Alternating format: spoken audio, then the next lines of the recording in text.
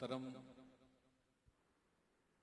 جتنے بھی احباب اس وقت تشریف فرما ہیں اور جتنے بھی چہرے نظروں کے سامنے ہیں، سارے جانے ہوئے ہیں، مانے ہوئے ہیں اور پہچان بھی رکھتے ہیں۔ سارے جو لفظ میں نے کہے اس کو غور سے سن لو، جانے بھی ہیں، پہچانے بھی ہیں اور مانے بھی ہوئے ہیں۔ اور جو مبتدی ہے، میں مبتدی اس کو نہیں کہتا ہوں کہ جو کل آ کر کے بیت ہو جائے، میں مبتدی اسے کہتا ہوں کہ جو اپنے مرشد کے فکر سے اور مشن سے نہ واقف ہو، تو اس کے لیے اس کے اندر سبق ہے۔ کیا سبق ہے؟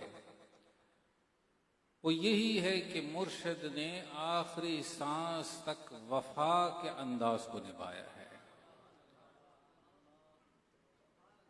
اپنے تکلیف کو، اپنی پریشانی، اپنی کبھی سختی کو آپ کے سامنے نہیں رکھا۔ دنیا کا قاعدہ ہے نا، ایک بندہ آئے کسی کو حال سنائے، یہ تکلیف ہے، یہ پریشانی ہے، یہ سختی ہے، تو دوسرا کہے یار تمہاری بھی ہے، میری بھی یہ مسئلہ ہے، میرے بھی یہ مسئلہ ہے، میرا بھی یہ مسئلہ ہے۔ لیکن فقر کے راستے کا دستور نرالا ہے، غم والا آئے جو پریشانی لے آتا ہے، اگر اس کے سامنے وہ جس طریقے سے بھی اپنی پریشانی کا اظہار کر لیتا ہے، لیکن فقیر اپنے دکھ کو پیچھے کر دیتا ہے، چہرے پر مسکراہٹ پھیلا کر کے اس کے لیے ہاتھ اٹھا کر کے اخلاص سے دعا کر لیتا ہے۔ اور یہ میرے آقا کی سنت ہے، یہ میرے آقا کی نظر رحمت کا خاص انداز ہے۔ اور جس پر بھی اللہ نظر رحمت فرما دیتا ہے، فقیری کی انداز کے اندر میرے آقا کی نظر رحمت کو اس کو اللہ عطا کر دیتا ہے۔ اور فقیر کے چہرے پر ہمیشہ خندہ پیشانی، زبان سے ہمیشہ گفتار کا خوبصورت انداز، اور ہمیشہ ہاتھ اٹھا کر کے اور زبان سے اس کے لیے دعائیں جو ہے جاری رہتی ہے۔ اسی لیے تو اقبال نے جو ہے ایک خوبصورت نشانی مرد مومن کی بیان کی ہے۔ اب اقبال جیسے شخصیت جہاں دیدہ، مفکر، ہر دین کا انداز کو دیکھ کر کے پھر ہر انداز یورپ و کلیساؤں کے جج کر کے تو پھر جو ہے وہ مومن کی نشانی پر آتا ہے۔ نشان مرد مومن بات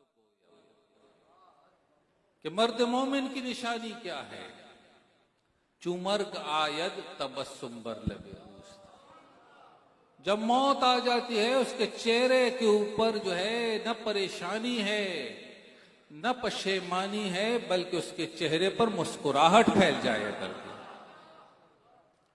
اے دوستان محترم، آج کی جو رات ہے نا، یہ تو قبلہ عالم کے لیے خوشی کی رات تھی۔ ظاہر ہے ہم تو غمگین ہوتے ہی تھے، ہمارے لیے تو فکر کی بات تھی، لیکن آپ لوگوں نے جس نے قبلہ عالم کے چہرے کو دیکھا، آخری وقت میں ان کے چہرے پر مسکراہٹ پھیلی ہوئی تھی، ان کے چہرے پر مسکراہٹ تھی اس وقت۔ اور وہ مسکراہٹ کیا تھی؟ کہ رب کائنات کی رحمت شامل حال ہو جائے، اور جب رحمت شامل حال ہو جاتی ہے چہرے پر مسکراہٹ آ جایا کرتی ہے۔ تو اے دوستان محترم، یہ ایک فکر کا انداز جو قبلہ عالم نے آخری سانس تک دیا، اسی فکر کو جس نے مضبوطی کے ساتھ بے لوث اس انداز کو پکڑ لیا ہے، تو پھر کیا ہے؟ یقیناً اللہ نے اس کو اپنے خاص رحمت کا وہ انعام دیا. وہ انعام کیا ہے کہ اس کی زبان سے اس دین کی خدمت کو اللہ جاری فرما دیتا ہے. ابھی چونکہ قافلے بھی آ رہے ہیں تو دور دور سے احباب پہنچ رہے ہیں. حالانکہ حالات جس طریقے سے یہ 1 سال ہو گیا چل رہے ہیں، پچھلے سال سخت لاک ڈاؤن تھا، اور ان دنوں تو جو لاک ڈاؤن تھا اس میں تو بالکل ٹریفک چل ہی نہیں رہی تھی. لیکن اس میں بھی جو ہے یہ جتنے بھی احباب بیٹھے ہیں اپنے انداز محبت سے اس رات کے اندر ہر بندہ نے جو ہے اپنے اخلاص سے اس میں شرکت کی تھی. اور یہ عالم تھا کہ دربار عالیہ مرشد آباد شریف کے باہر گلیاں، سڑکوں کے اندر بھی لوگ تھے اس وقت. اور یہ سال بھر سے یہ حالات اسی طریقے سے چل رہے ہیں. ابھی بھی جو ہے ٹریفک نارمل نہیں ہے، لیکن دوست اپنے اخلاص سے محبت سے پہنچے ہیں. اب یہ پہلا عرس ہم نے انعقاد کیا دن کے وقت تاکہ دوستوں کی سہولت کے لیے. تو دوست اپنے اخلاص سے ایک دن بھی پہلے اس وقت تشریف فرما ہو گئے. اللہ سب کو جزائے خیر دے. اب جیسے اعلان ہوا کہ کل مرکزی نشست ہوگی جس میں خطابات بھی ہوگی، ثنا خوانی ہوگی، اور اسی طرح سارے احباب جو ہیں اس نشست میں شریک ہو جائیں.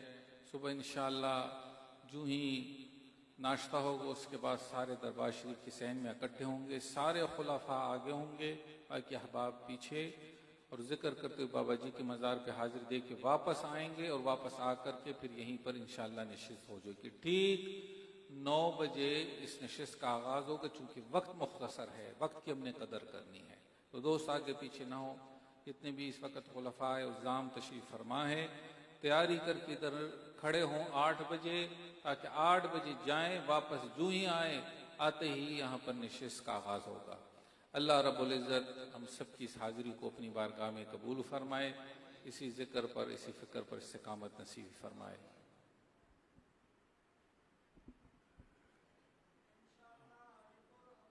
اللهم ربنا آتنا في الدنيا حسنة وفي الآخرة حسنة وقنا عذاب النار وأدخلنا الجنة مع الأبرار یا عزیز یا غفار یا رب العالمین.